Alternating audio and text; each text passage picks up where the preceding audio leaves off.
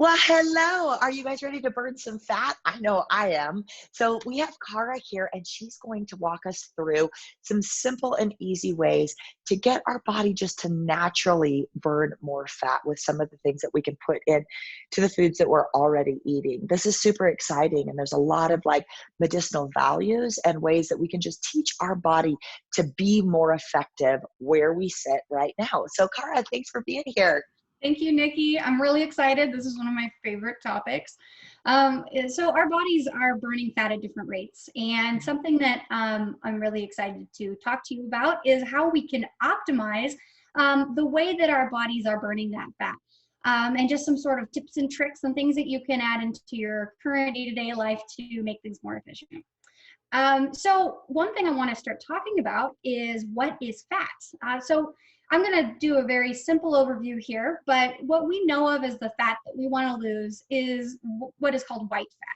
So, I mean, if you're cutting a piece of meat and you see that marbling, that is what is going on in our bodies when we're typically trying to lose that weight. That's our visceral fat, is this white fat. It's not necessarily the fat that you want on your body, especially not visceral fat. It's crowding out your organs.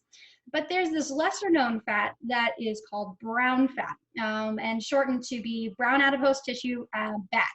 So what we want to do is we want to look at what is brown adipose tissue and how can we how can we activate it. So the interesting thing about brown adipose tissue versus white adipose tissue, white is more of our storing fat. Let's hold on to this as much as we can, waiting for a rainy day, or making sure our bodies are stocked up on this. Unfortunately, in our current world, there's a lot of food that we can be consuming that will add unnecessarily to our fat stores. So our white adipose tissue may be a little bit bigger than what our bodies had originally intended when it had started this whole thing. Brown adipose tissue is the opposite. Brown adipose tissue is something that heats our bodies up and tries to, it's related to like when you have a fever, that's what causes your body to heat up. When you're born, you have the most brown adipose tissue, and the whole point of brown adipose tissue is to create this thermogenic heating effect in your body, which also in turn burns extra calories. And so the start of brown adipose tissue really was found when babies are born. When babies are born, they are mostly brown adipose tissue. That's partially because they're coming from this warm and balmy environment, and they're getting sent into the world, and it's cold, and it's just completely an environment shock for these babies. And so the brown adipose tissue is there to help keep them warm. And so the thought is that as we get older, we lose that brown adipose tissue. So we lose the ability to burn our own fat off. But recent studies have showed us that we still all actually do retain brown adipose tissue, but it might be not activated anymore. And so what we can do is we can look at certain foods and certain activities and environments that we can put ourselves in that can really activate that fat burning fat that we have in our bodies. And so what we're going to talk about is some of the spices and methods to do that. So one of my favorite ones is, it's just simple to just add spices to your life. So cayenne pepper is one of the first things that you can be consuming. It has a compound called capsaicin in it. And so if you're not freezing, which is another way to do it. So with spices, you can either heat up your insides with capsaicin, and that will start to boost the brown adipose tissue that shows up. Or you can go outside and you can go for maybe a really cold run. And when you're really cold and freezing, or jump in the lake. Yeah. You can come jump in Lake Tahoe with me. Yes, let's go jump in Lake Tahoe. Let's go sit in Nikki's igloo, and that will activate our brown adipose tissue. I remember watching one of your videos, Nikki, where you said that you would like sleep outside and it was cold, and I'm like, that is exactly one of the things that will activate your brown adipose tissue. So it makes it so that your body's more efficient at burning the white fat off. So cold environment. But if you are a wimp like me, I was born in the desert, so I can't handle cold very well. So I go to dietary changes. And so capsaicin from cayenne pepper, is a huge one. So if you are making anything, a soup, your lentil tacos, whatever you're making, just sprinkle a little bit of cayenne pepper on there, and it already starts to activate some more of that. But I put, sorry about that. I put cayenne pepper in my lemon water every morning. So I make a big jug of ginger, lemon, cayenne, and a couple other like little fun spices that we'll get into in later episodes. But and then and ginseng, and I drink that every morning. So that's one way that I start my day with cayenne, and then I just have it up on the counter. So like you said, I sprinkle it on everything almost. Yeah, it's key. Cayenne pepper is definitely one of those things that is underutilized, and I'm also a little bit of a wimp when it comes to spicy food. But I'm trying to incorporate things as I go. I think the lemon water one is great because it's not what you would traditionally think of as spicy. It's got this more of a refreshing quality to it. So if you just can't do spicy food, you can't do cold weather, the lemon water with the cayenne pepper is also really good. But even if you don't do any of those things, a great other alternative is ground ginger, and that one I find is a little bit easier to take in. So ground ginger is one of my favorites. I put it in my green tea, and it's ground ginger versus regular ginger. There is an interesting distinction here. The actual drying process from whole ginger root to ginger powder, that drying process introduces additional compounds that are actually more beneficial in burning and activating that brown adipose tissue. So if you want to go all out and you want to do all three of these things, you could go jump in the lake and then have your cayenne pepper water. And then you can also have some ginger green tea to finally warm up after all of those activities. And all of those things are activating your brown adipose tissue, which are making your body more efficient at burning your white fat, which is what we all want to do, especially if it's our visceral fat, because it's just not good for our organs. Well, that sounds like my kind of party. Yeah. Yes. And so we have two more spices. We have cinnamon, and we have black cumin. So cinnamon is something that's really important. So Ceylon cinnamon is really important. It's Ceylon cinnamon, not cassia cinnamon. There's very interesting and important distinction here. With Ceylon cinnamon, it's very high in antioxidants, and it's really also an activator of that. The difference between this one and cassia has an additional compound in it that has been shown in high quantities to produce liver toxicity, and also can counteract with some medications. So and where do we see that on there? Like, where do we see, like, where are we reading that when we go to buy cinnamon? Yeah. Like, so where does it?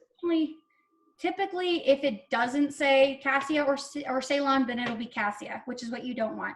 So you really have to look for something that specifically says Ceylon. I buy my stuff at Sprouts, and they label theirs. Ceylon. Can you spell that? Can you spell that for us? Ceylon. Thank you. So Ceylon is what we want. Cassia we do not want. So CASSIA, cassia. We do not want that. Okay. And so what I do is I will add this to my coffee in the mornings. I'll add it to green tea sometimes. It's really one of those things that it's really tasty and it's really simple. And I'll make a big fruit salad, especially on the weekends, and I will just put tons of cinnamon on it. It actually makes the fruit taste sweeter, but then it's also activating your brown adipose tissue. Why? And the last one, I know I said black cumin, but sorry, I meant to say green tea. Green tea is the thing that you should be consuming that also boosts your brown adipose tissue. So these are all things and it boosts your metabolism, and in addition to a bunch of awesome phytonutrients and really cool compounds in green tea. All of these things will help you burn more, and it all really tastes really good. So I think it's really fun to be able to spice up what we're currently doing, and it just gives us so many benefits. So I have heard and used personally cinnamon, like, on my apples and all that good stuff for like appetite suppressant. So what is it in the cinnamon and the green tea that's actually like burning fat or helping us like regulate fat in a more effective way? Yeah, so there are different compounds in either of them, but there are like polyphenols. Really what this is it's giving our body the ability to activate the AMPK, activate our metabolisms, really boost our body's natural metabolism. This is what it can do is it just makes more efficient the current energy expenditure process that our bodies are using. Neat, cool. That's awesome. So before we head out, I'd like to know about how much do we need of all of this to actually have it be effective? Is it a day or a week, or like what does that look like, and what are the suggestions? So these are all things I try to consume every day. Usually Hmm. about a quarter teaspoon of each is what you want to strive for. Again, the cayenne pepper and the ginger are interchangeable. So if you just can't do cayenne or can't do ginger, you're completely fine with switching out for the other one. There are studies in chronobiology that show that ginger is more effective if we have it in the morning. It's Hmm. something interesting about chronobiology, but our bodies are meant to wake up and we have all this energy because we have this Hmm. day that we're supposed to tackle. So our body is more efficient at burning calories, but also utilizing maybe medications or foods or things that we're taking. It just has more of an impact on our body in the morning than in the evening when things start to really slow down. Yeah, that makes a lot Ginger of in the morning as sense. much as you can. Yeah. Okay, awesome. And then how much green tea should we drink in a day? 3 cups, but be careful to space out your green tea with your food. As I mentioned earlier, consumption of green tea can impact iron absorption. Hmm. So I drink about 3 cups of green tea a day, in addition to about 5 cups of water. So I drink a lot, Me too. I do too. Hmm. and it's one of the best things for you. It allows your body to flush out any toxins. If you are caffeine sensitive, there are certain green teas that you can look for that are decaf. The key thing with the green tea, the caffeine is a benefit, yes, but there are also these phytonutrients and flavonoids and things that are helpful in the green tea that are not necessarily taken away in the decaf process. But it also depends on your green tea that you choose.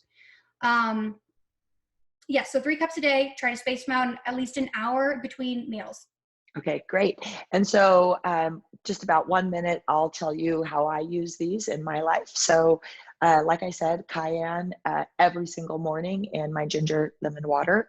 And I add it to almost everything. Like I add it to my steamed vegetables, I add it to my tacos, my pasta, I add it to almost everything. My family, even though my son is like a heat baby, if I just put a little bit on in like my spaghetti sauce and things like that, he doesn't mind it at all. As far as cinnamon, I put cinnamon in my oatmeal. So I have my oatmeal almost every morning. I put it in my smoothies. I put it in my green tea. I put it in, if I do drink coffee, I put it in my coffee. I put it in my lemon water in the morning. Mhm. Ginger, same. Ginger, I cook with it. I drink it. I just add it into almost anything. Soups are really great. And Mhm. then green tea, I do the similar thing with my water. I make a big thing of green tea in the morning and put my cinnamon in it, and then I put the lid on it so it stays nice and warm.